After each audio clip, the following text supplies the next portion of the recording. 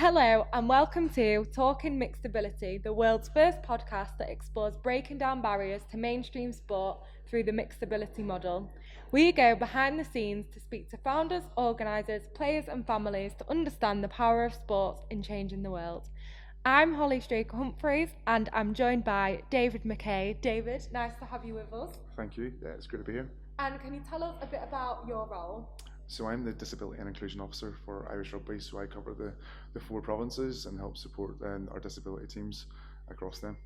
And you also missed out a really important part of your role and title. You're also a player, so tell us a bit about that. Yeah, I'm a player coach with Malone Tornadoes, so it's our team up in Belfast, up in Northern Ireland. And so we set up probably 3 years ago now, and it's sort of been a whirlwind experience because it's something that, like being here at the World Cup now as a player, but also one of the organising team. It's something that's it's going to tick off a lot of boxes for me, and it's probably the best rugby experience I've had since I started when I was 6. So yeah, and I'm not 6 anymore. That's for sure. Best rugby experience you've had ever. That's a big statement. Yeah, I've been on a lot of tours, but I think this one's completely special, and I suppose it's nice being it from a teammate with the rest of my team, but also seeing the behind the scenes stuff and all the work that all the volunteers from Sunday's Wells and Munster and I suppose Ireland that came behind it all, and even from the opening ceremony, just the amount of I suppose rugby people that this is the first time of them seeing mixed ability. So it's something that we want to use as a sort of springboard to have more mixed ability teams within Ireland. And how have you found it going from playing what we'd call maybe standard rugby to mixed ability rugby? I think probably more bruises from mixed ability rugby than I did from my playing days, and I wasn't that good a player anyway. But I think it's more how the game is facilitated for our star players, and it's how we manage that game. It's a lot more communication, but I suppose it's a little bit different. When I went into like senior rugby, you had training maybe twice a week and you played. But if you're playing for them lower league, like the 3s and 4s of the veterans teams, you didn't have training during the week. You just turned up on a Saturday and you played your game, and that's all the sort of time you had with your teammates.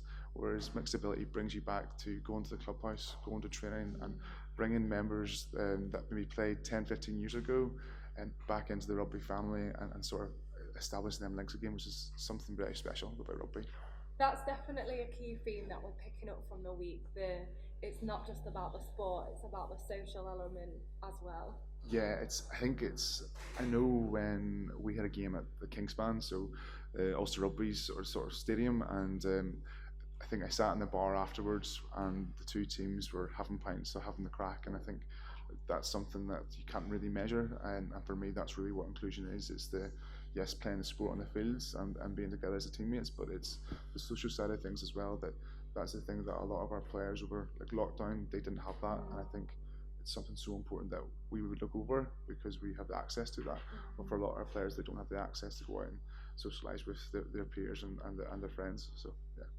And has playing mixed ability rugby changed any of your perceptions about disability? Yes and no. I suppose with my job, I've worked in disability for like the last 12 years since I left uni, and like working for like national charities within the learning disability field, and being an employment officer and a development officer within rugby as well. I think it's something that it's an avenue, it's something more to offer, and I think that was probably the big thing with working in them careers before, the jobs beforehand.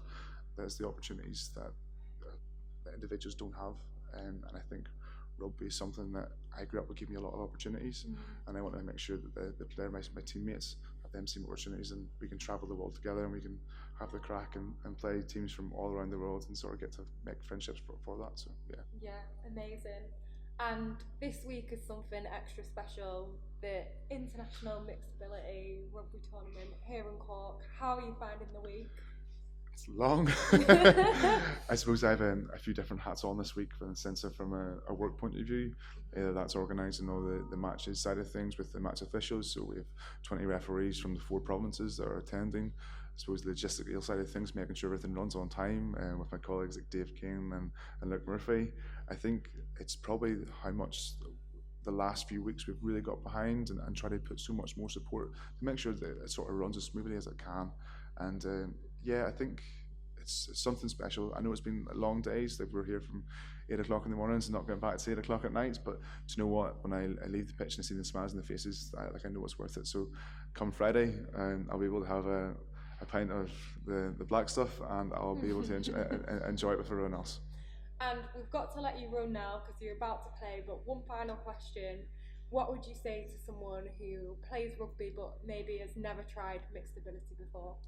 I think the key thing about it is that what's the worst that can happen? You want to go up, and I suppose if you stay within your bubble, like, yeah, you'll be comfortable. But I think it's really to challenge yourself and to see once you see mixed ability, you'll understand how it works, how the facilitation of a player with maybe additional needs works with on the field, and I think that's sort of the big thing. And you can pass on that rugby knowledge that you've maybe gained throughout the years, and sort of instill that into someone that's maybe the first time they're picking up a ball, which is something special. Amazing. Thank you, David. We're going to let you run. Good luck for your next match, and thank you for joining us. No worries, it's a pleasure. Thank you very much.